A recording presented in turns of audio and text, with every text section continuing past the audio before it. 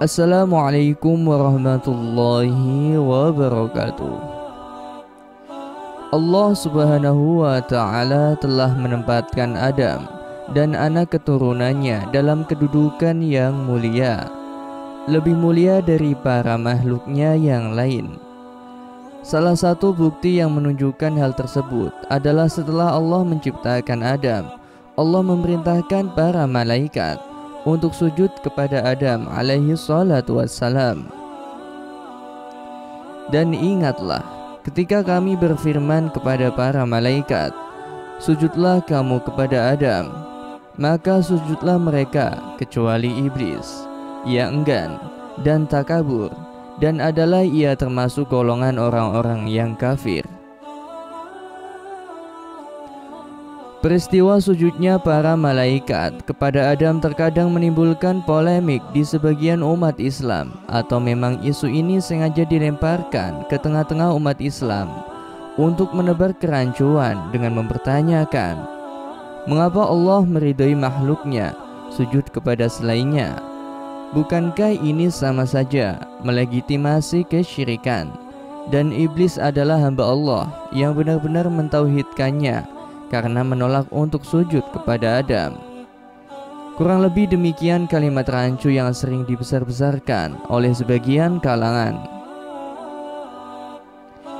Yang perlu kita ketahui adalah para ulama membagi sujud ke dalam dua bagian. Yang pertama yaitu sujud ibadah, dan yang kedua adalah sujud atau tahiyah sebagai penghormatan. Sujud ibadah hanya boleh dipersembahkan kepada Allah semata, tidak boleh kepada selainnya. Allah tidak pernah memerintahkan satupun dari makhluknya untuk bersujud kepada selainnya dalam rangka untuk beribadah kepada makhluk tersebut. Para malaikat Allah perintahkan sujud kepada Adam bukan dalam rangka sujud ibadah, tetapi sujud penghormatan. Sujud penghormatan merupakan bagian dari syariat umat-umat terdahulu. Kemudian amalan ini diharamkan dengan diutusnya Nabi Muhammad SAW. Di antara contoh sujud penghormatan adalah sujudnya para malaikat kepada Nabi Adam alaihi salam. Demikian juga mimpi Nabi Yusuf yang ia ceritakan kepada ayahnya Nabi Yakub. Lalu mimpi itu menjadi kenyataan. Di dalam surat Yusuf dikisahkan, ingatlah ketika Yusuf berkata kepada ayahnya, wahai ayahku, sesungguhnya aku bermimpi melihat 11 bintang, matahari dan bulan. Kulihat semuanya sujud kepadaku. Dan ia menaikkan kedua ibu bapaknya ke atas singgasana, dan mereka semuanya merebahkan diri seraya sujud kepada Yusuf. Dan Yusuf berkata, wahai ayahku, inilah takbir mimpiku yang dahulu itu.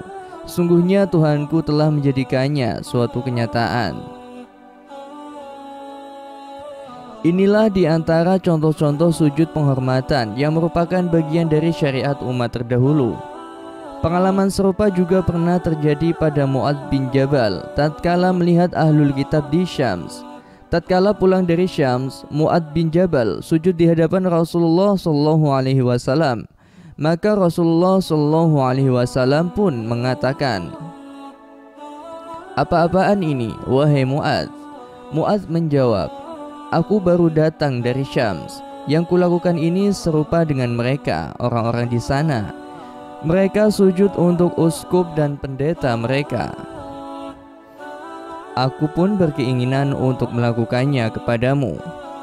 Beliau Rasulullah SAW menjawab, jangan kau lakukan. Seandainya aku memerintahkan seorang untuk bersujud, maka akan kuperintahkan istri untuk bersujud kepada suaminya.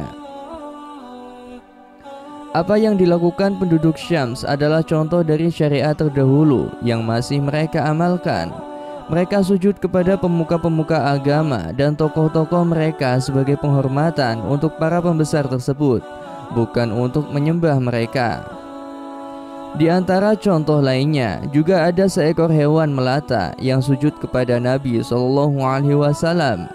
Kemudian beliau melarangnya karena sujud kepada makhluk, baik itu sujud penghormatan terlebih lagi sujud untuk ibadah, haram hukumnya dalam syariat Muhammad SAW.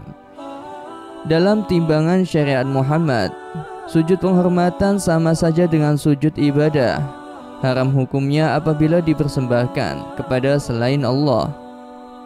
Pelajaran lainnya yang dapat kita petik dari peristiwa sujudnya para malaikat kepada Nabi Adam alaihissalam adalah iblis termasuk dari bangsa jin, bukan dari golongan malaikat sebagaimana yang dipahami oleh sebagian orang.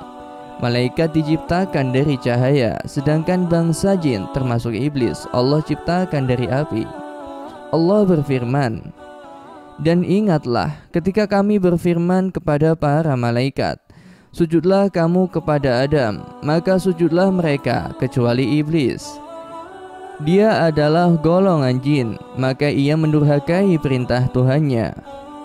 Allah berfirman, "Apakah yang menghalangimu untuk bersujud kepada Adam di waktu aku menyuruhmu?" Iblis pun menjawab, "Saya lebih baik daripadanya. Engkau ciptakan saya dari api, sedangkan dia engkau ciptakan dari tanah."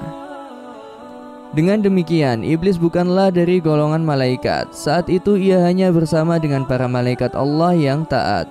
Ada yang menyatakan, dahulu iblis adalah bangsa jin yang taat kepada Allah. Inilah alasannya ia dimuliakan dengan dikumpulkan bersama para malaikat, walaupun ia bukan malaikat. Namun akhirnya, sifat sombongnya terlihat di hadapan para malaikat tatkala Allah mengujinya dengan memerintahkan untuk sujud kepada Adam.